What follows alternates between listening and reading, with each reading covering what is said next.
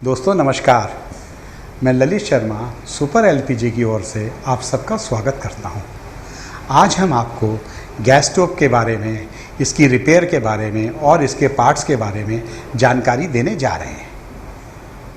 जैसा कि घर गैस स्टोव के बिना अधूरा होता है, उसी प्रकार से आप सब लोगों के बिना ये गैस स्टोव अधूरा है, क्योंकि आप सब इसके डॉक्टर हैं। चलिए आगे बढ़ते हैं, शुरू करते हैं पैन सपोर्ट से। ये दो पैन सपोर्ट शीट मेटल पे हैं और पाउडर कोटिंग में हैं।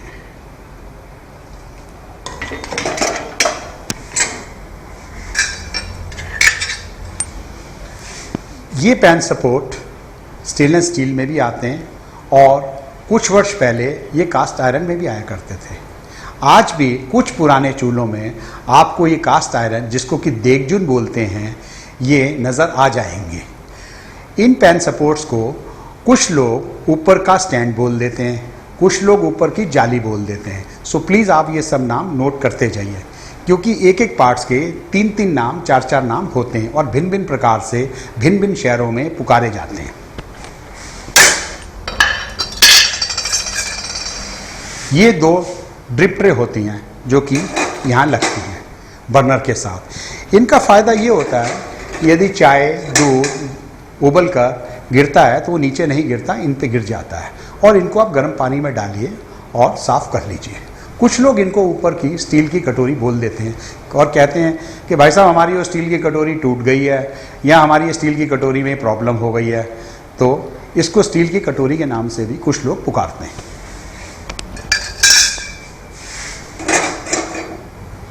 ये दो ब्रास के बर्नर होते हैं, एक छोटा एक बड़ा। आज 99% ब्रास के बर्नर का ही प्रयोग होता है। बहुत वर्ष पहले ये कास्ट आयरन में भी आया करता था। ये ब्रास बर्नर है, इनका फंक्शन बड़ा स्मूथ है और इनके अंदर ब्लॉकेज भी नहीं होती है। यदि कोई कचरा फंस जाता है तो इसे आप गर्म पानी में डालिए और साफ़ कर लीजिए। यदि फिर भी साफ़ नहीं होते तो पिन लेके और पिन से इसकी सफाई कर लीजिए। चलिए नीचे की ओर चलते हैं। ये आप रबर लेग देख रहे हैं, इनको रबर लेग भी बोला जाता है, इनको बूट भी बोल दिया जाता है। कुछ लोग नीचे रबड़ के गुटके बोल देते हैं, कुछ लोग नीचे रबड़ का स्टैंड बोल देते हैं। तो प्लीज़ आप ये सब नाम लिखते जाइए।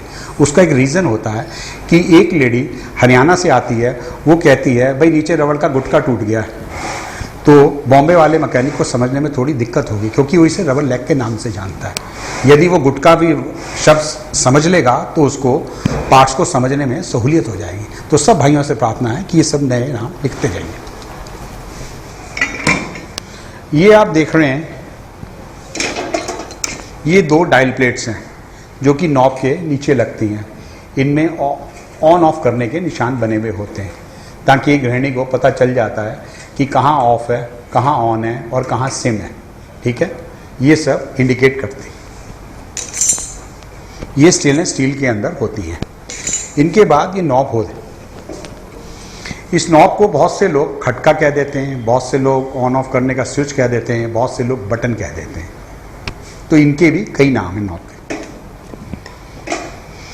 ये गैस स्टोव का एक बहुत ही महत्वपूर्ण पार्ट्स है। हम ये कहें तो बहुत अच्छा है कि ये गैस स्टोव की रीढ़ की हड्डी है। इसके अंदर दो वाल्व लगे हुए हैं और ये दोनों वाल्व बड़े महत्वपूर्ण हैं। इन वाल्वों का मैन्युफैक्चरिंग हम लोग CNC मशीन्स पर करते हैं, कंप्यूटराइज न्यूमेरिकल कंट्रोल, जो कि बहुत कम लोगों के पास है। इसके आगे दो जेट लगे हुए हैं। इसको जेट भी बोल देते हैं कुछ लोग इसको निप्पल कह देते हैं, कुछ लोग इसको मक्खी कह देते हैं। ये देखिए आप, ये नोज़ल है, इसके अंदर सुरक्षा पाइप लगती है जिसमें गैस आ रही होती है सिलेंडर के साथ से। इसको आपने लेफ़्ट में करना तो लेफ़्ट में कर लीजिए, राइट में करना है राइट में कर लीजिए। ये एंड प्लग है, ये इसलिए होता है कि कभी आपने साइड बदलनी होती है तो उसके लिए होता है। किसी का सिलेंडर लेफ़्ट साइड में कनेक्शन होता है, किसी का राइट में, तो ये इसलिए है।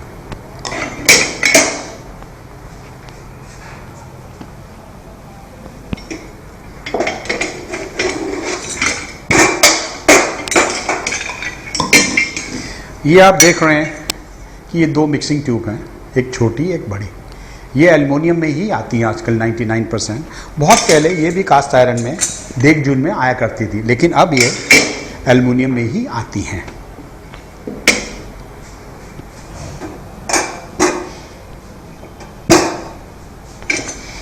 अब हम चलते हैं कि येलो फ्लेम क्यों हो जाता है।